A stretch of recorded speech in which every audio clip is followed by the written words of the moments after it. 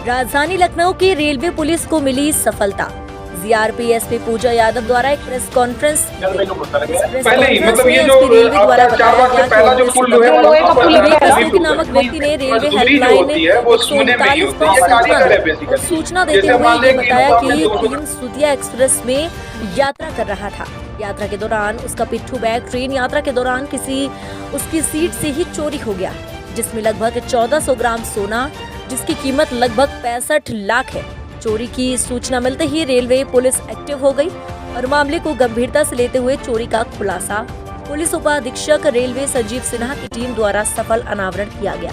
आपको बता दें कि अमृतसर तिनसुकिया एक्सप्रेस में चोरी का खुलासा करते हुए एसपी रेलवे पूजा यादव ने बताया कि अभियुक्त यात्री विवेक रस्तोगी ने बड़ी संख्या में कर्जा ले रखा था। कर्जेदारों से बचने के लिए यात्री विवेक रस्तोगी ने अपने साथियों के साथ मिलकर खुद करवाई थी चोरी की घटना।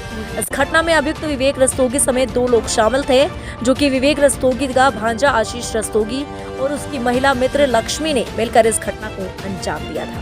घटना का सफल अनावरण करते हुए मुकदमा पंजीकृत करते हुए अभियुक्तों को जेल भेजा गया है और सफल अनावरण करने वाली टीम को एडीजी रेलवे द्वारा पुरस्कृत किया जाएगा। संवाददाता आलोक कश्यप की रिपोर्ट। ये दिनांक 29/9/2022 को सुबह 8:30 बजे के आसपास पहले 139 जो हेल्पलाइन है उसके थ्रू हमारे कंट्रोल रूम को सूचना मिली कि एक व्यक्ति जो बनारस से बरेली ट्रेवल कर रहे हैं, उनके साथ आलमनगर के आसपास 4 बाग से जब ट्रेन निकली तो वहाँ चोरी की घटना हो गई है। उनका पिट्ठू बैग काले रंग का वो किसी अज्ञात व्यक्ति द्वारा चोरी कर लिया गया। ये हमें सूचना मिली तो हमने शाहजहाँपुर, क्योंकि ट्रेन 4 बाग से निकल चुकी थी, हमने शाहजहाँपुर अपनी जीआरपी को ये सूचित किया और वहीं से हमने अपनी तस्दीक शुरू कर दी। लेकिन वादी का ये कहना था कि ये बरेली के हैं तो ये बरेली जाके ही अपना जो भी कंप्लेंट है वो देंगे। तो फिर वादी जब बरेली पहुंचे, इन्होंने बरेली जाके बरेली जीआरपी को अपना FIR दिया और वो हमें नील में वहाँ लिखी गई और हमें यहाँ प्राप्त हुई 4 बाग के लिए, जो हमने 402/22 FIR नंबर में दर्ज हुआ हमारे यहाँ पे, और उसका फिर हमने विवेचना की। हमारे विवेचना में ये सामने आया कि जो इनके कथन था उसके आधार पे हमने मुखबिर मामूर किए। जो इनका कहना था कि 2-3 लोग स्टेशन से जब 4 बाग से चढ़े थे और वो कुछ ऐसे ट्रेन में उनकी गतिविधियां थोड़ी संदिग्ध टाइप की थी, तो हमने अपने मुखबिर मामूर किए और फिर जब हमें पता चला तो वादी स्वयं ही अपनी महिला मित्र जो इनकी दूसरी पत्नी के जैसे इनके साथ रह रही है और अपने भांजा उसके साथ मिलके प्लान करके इनके द्वारा ये घटना स्वयं ही करवाई गई, जो ये अपने कर्ज से बचने के लिए और क्योंकि दूसरी पत्नी के साथ रह रहे हैं तो अपनी लाइफस्टाइल को मेंटेन करने के लिए, बाजार में पैसा ना देना पड़े, इसके लिए इन्होंने ये घटना की।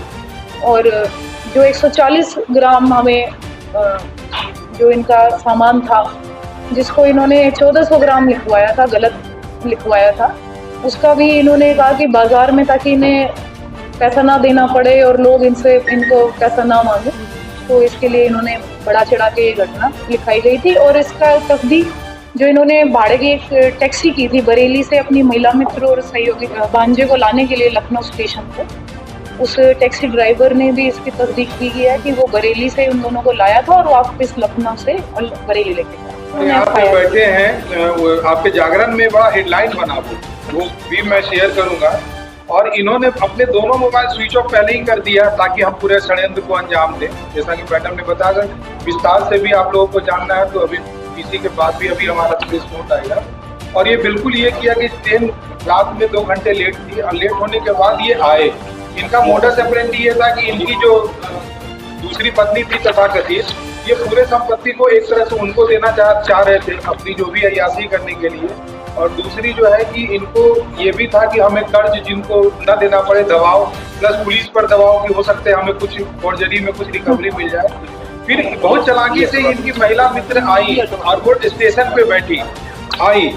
ये बंदा वहाँ पे जो हमें ट्रेन पे जो सही यात्री थे उनसे बातचीत हुई, एक फौजी थे धीमान साहब, वो कहे कि ये कभी यहाँ बैठता कभी वहाँ बैठता। तो हम लोगों को मतलब क्या ये भी लगा कि जिसके पास 70 लाख के ज्वेलरी हो गए वो बैग छोड़ के कभी इधर जाए कभी उधर जाए। इनका मोडस ऑपरेंडी ये था कि अपनी जो इनकी तथाकथित पत्नी थी लक्ष्मी, उनको दिखा दे कि ये बैग ये है और वो ले करके आगे पुल के पास नीचे उतर गई।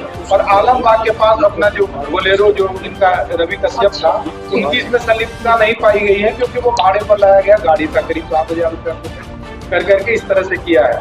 तो घटना के बीच के कई छोटी चीजें आप लोगों को जैसे कंफ्यूजन लगेगा या कुछ प्रश्न होगा तो आप पूछ सकते हैं।